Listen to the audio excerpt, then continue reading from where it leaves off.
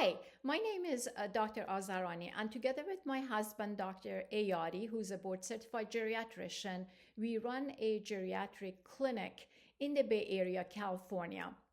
We have decided to create these very short, no more than 5 minutes video clips for the population in large, the elderly population, people who are caregivers of the elderly or have family members who are becoming elderly, to navigate this very complex field of geriatrics.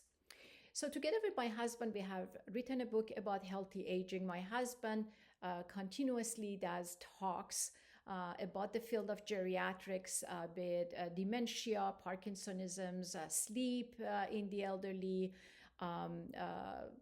taking supplements, medication, nutrition, exercises, and COVID, long COVID, and so many other subjects. So we thought that while those videos are very helpful for people who want a lot of information, creating just very short informative videos would actually be much more beneficial to the population to get their answers quickly. So today I want to talk about what is a board certified geriatrician, what is the difference between primary care internists and board certified geriatricians, and when do you need to see one or the other. So basically, when you finish your medical school, you do a residency. Most people end up in the field of primary care or field of internal medicine, so they do a residency for a few years. And then after that, they can start working as a primary care or an internist and see patients. But some people, some doctors decide that they want to become specialized, for example, in the field of cardiologist or GI or ENT. And a few of these doctors are interested in becoming geriatricians. So specifically study the field of geriatrics. So they go through this thing called a fellowship. And they also, after finishing that, need to do a board, like in any other types of medical field, which is called a board certified geriatrician. And they have to pass this board every few years to ensure that they're up to date with all the research, all the new medication in the field. They go into conferences and meet with other geriatricians and teach students, fellows, as well as other geriatricians, nurses, to stay up to date in this field. So it is very important for people who have the following issues, even before the age of 50 or after the age of 50, to follow up their care with a board certified geriatrician. Sort of like when you go to a primary care and you have a cardiology issue, the primary care refers you to a cardiologist.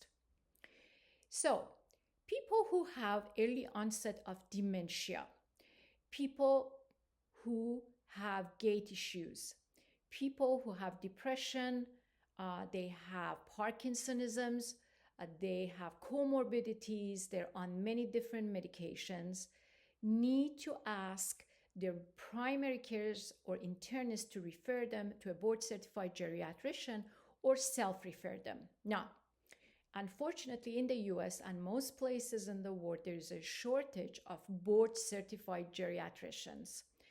Currently, according to the American Geriatric Society in the US, there is only 2,800 working board certified geriatricians.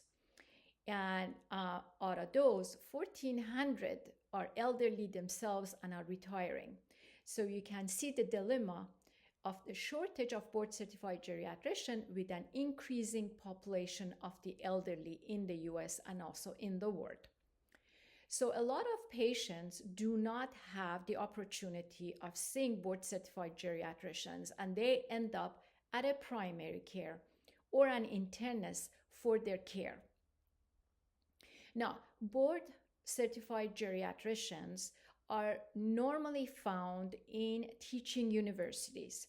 So, for example, if you have in the Bay Area, Stanford, all the UC systems such as UCSF, UCLA, UC Davis, UC San Diego, they have departments of geriatrics, and they do hire board certified geriatricians. So you have better luck to finding them there.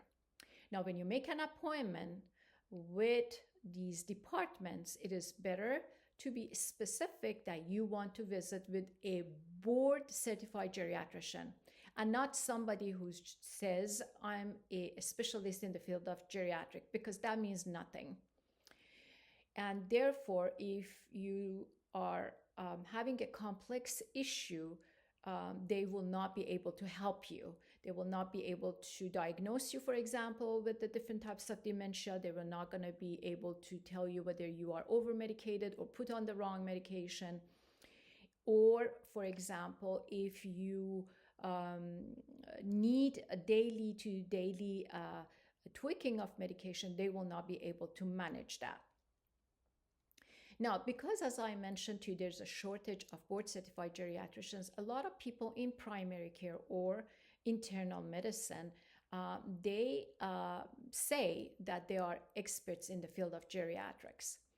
But please be advised that you can ask them to refer you to a board certified geriatrician so that you make sure that the course of treatment or procedures that the primary care specialists or internal medicines are outlaying for you is actually appropriate for your age. And I'm just going to give you a very simple example.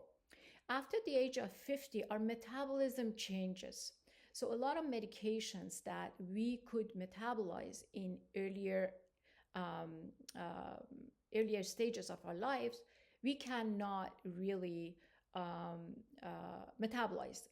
An example is antihistamine. After the age of 50, it is not very advisable to take antihistamines without the direction from a board certified geriatrician, because what happens is when you take it, you can experience a lot of side effects, such as for women, restless leg syndromes.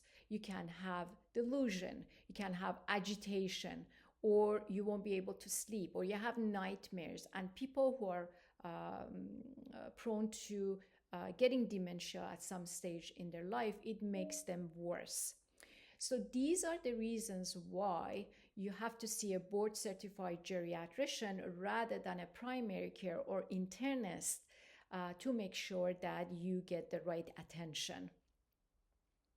Now, other issues, for example, that are not very complex and don't need a specialized doctor in any field are things like, annual checkups, or for example, you have a flu, you have a cold, you have a urinary tract infection. For those, you can obviously see your primary care or internal medicine. In the next videos that we're going to make, we are going to talk about other aspects of the aging process. So if you like this video, please follow us on this YouTube channel for more information about aging and where to get help. Thank you very much, and I'll see you in the next video.